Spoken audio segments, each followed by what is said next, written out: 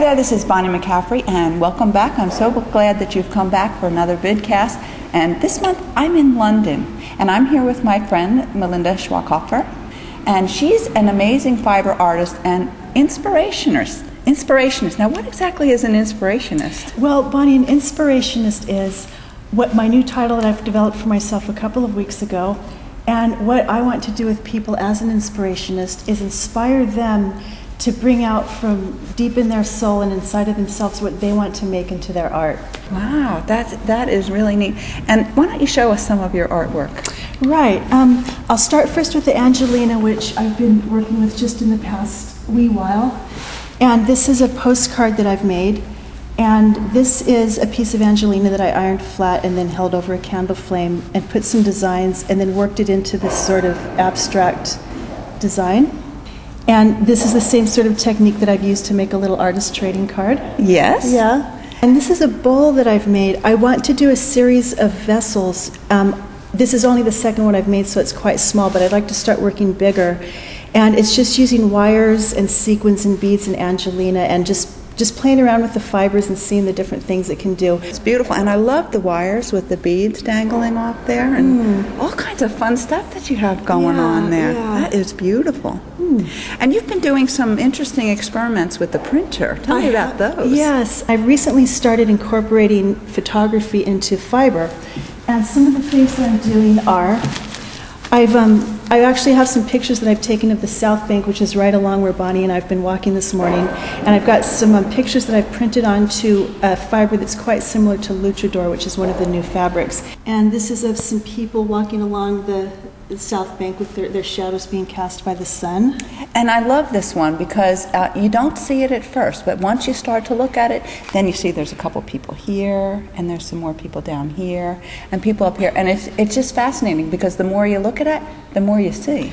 Yeah, and that's kind of a hallmark of my work where I put things into it that you don't jump out at you right away. Right. You really have to stop and look. And this is my South Bank Shadows picture, which I've printed onto a piece of silk organza, and I'm going to start teaching workshops on how to do this. And this, I'm not quite sure what I'm going to make out of this piece, but I really love this one. Yeah. It's really filmy and great. It is filmy and great. That is neat.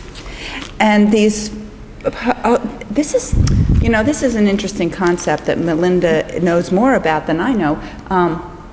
Art money? Art money, yes. Art money. Tell me about the art money. What is that? Well, the way I found out about it, Bonnie, I think it was the September 2006 issue of Cloth, Paper, and Scissors, there was an article about this stuff called art money that some American fiber artists had taken up. And I immediately went and found out about it. And in 1997, a man named Lars Kramer in Denmark, who was an artist, was in his studio, and he realized, I've got a lot of creativity, not a lot of money. Hey, I'll make art money. And the standard behind the money, instead of gold or precious metals or jewels, is creativity and a person's body of artwork. Yeah. And the rules are that the art money has to be between 18 and 12 centimeters, which is about 4 3/4 by 7 1/8 inches, and sturdy enough to be handled, and it won't stain or break at all. And so these are some pieces I've made incorporating my photographs. So this is Big Ben. This is another piece that I made, which it's some birch trees, which I've done some stamping on and some glitter. And this, on the back of this, it says, "Spring returns even to London."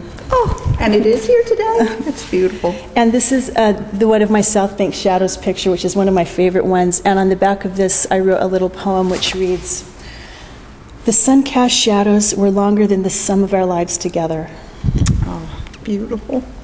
Yeah. Now tell me, you're calling this art money. How do you spend this money? Well, the way that you spend it, it's quite well established in Denmark, and I'm actually trying to get it going in Devon, which is where I live, which is in rural southwest England.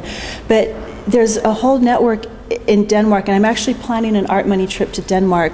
And there are several cafes and businesses where you can pay for part of your bill in art money. I don't quite know how it works and what you need to do if you ask for change. But there's also a host network, and you can go stay with people. You pre-arrange to stay for a night or two, and you pay one piece of art money per night. So I'd like to make a little trip and document it on digital camera and put it on my blog site. Yeah, you'll be doing a vidcast of your art money trip to Denmark. Oh, I can't wait to see it. That'll be really neat. Now tell me about this beautiful piece that you showed me. All right, this one, this is a quilt that I made about a year ago. and it's called The Forest Knows. And with this one, I love to write my own poetry and read poetry, and I'd found a poem written by a man whose name is, I put his name on the back of the quilt. The person's name is David Wagner, and the poem is called Lost, and it was a very long poem, but I just kind of picked bits out of it that I liked and quite spoke to me. And I'll read it to you. It says, "Stand still. The trees ahead and the bushes beside you are not lost. Wherever you are is called here. Listen, the forest breathes. It answers, I have made this place around you. If you leave it, you may come back again, saying here." And I made this piece when I was in a place in my life where I was just, not really sure where I was going and just feeling a little bit at sea. And I just realized I just need to sit and ground and just be where I am now, and I won't be lost because I'm here. And I love looking at this piece because I looked at it and I saw the fabrics and I saw the interesting edging and this beautiful gold piece. And then I saw that there's this beautiful woman, and you don't see her right away, but when you look at her look at the whole piece a while, then you find her standing in the forest there, and it's just beautiful. Yeah, and that's actually a picture of me that was taken the day that I sold my first quilt to a couple in North Carolina. It's pretty special. That is special. Yeah. Now you have a great lecture. What's the title of that lecture? It's called From There to Here: The Journey of a Fiber Artist. Yeah. That just sounds like a wonderful thing to hear where you've come from and how your path as an artist has been. There's a really wonderful piece of a bed and a fabric that you have done. Tell me about that. Yeah, that piece is called Enter the Forest of Dreams. And I made that when I was in furniture school. And I went to furniture school for a year in Scotland. I moved over to the UK about 8.5 years ago, and I came originally to go to furniture school. But I wanted to make my own design that combined textiles with wood. And I said, I really want to make a bed that's like going to sleep in the forest. It's called Enter the Forest of Dreams, and it has one of my sort of trademarks, I guess, where there's a woman who's sort of leaning against, or maybe she is one of the tree trunks, and you kind of have to look to see her. And I also experimented for the first time in that quilt using shears with the sunbeam coming down through the trees. And she's looking down at some primroses, and when I made it, I didn't plan those. And it turns out that I looked in the Victorian Language of Flowers book, and a primrose means dawning love, or I could grow to love you. So I thought that was really quite romantic. And I envisioned this as a bed that a woman would go to sleep in, and she would dream about her future lover or her true love. Oh, I love that. That is wonderful. Actually, before I made the bed, which was quite a big piece, I made a practice piece called Solstice Moon. And remember, this was my first proper winter of my life in Scotland with the dark days and the no leaves on the trees and all of that. I've seen another piece of yours. It's kind of the connection between mothers and daughters. What was that one called? That piece is called the mother line. The mother line is the line that passes through a family through the women. So it's our great-grandmothers to grandmothers to mothers to us, to our daughters, to our granddaughters. And so it's the line that comes down from woman to woman. And my mother died when I was 16, and I never knew either of my maternal or my paternal grandmother, and I've chosen not to have children. And so I've kind of felt, a few years ago, I just felt like, well, where am I in all of this? And I felt like I was sort of, missing the links behind me and ahead of me. And I made this doll baby that sort of represented the lost or the unmothered child. And then I made a quilt to wrap her in. And I put a picture of my mother and myself and my mother's mother on this doll quilt. And I also included a quote on the top of it. And when, in 1976, my mother and I went on a trip back home to visit her relatives.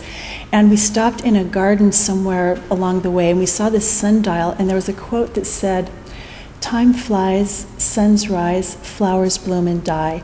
Let time go by and shadows fall. Love is forever over all." And my mother really loved that and wrote it down. And it's such a beautiful quote because it's just about love, and that's really what matters more than anything and lasts forever. Yes. And so I put that on the doll quilt.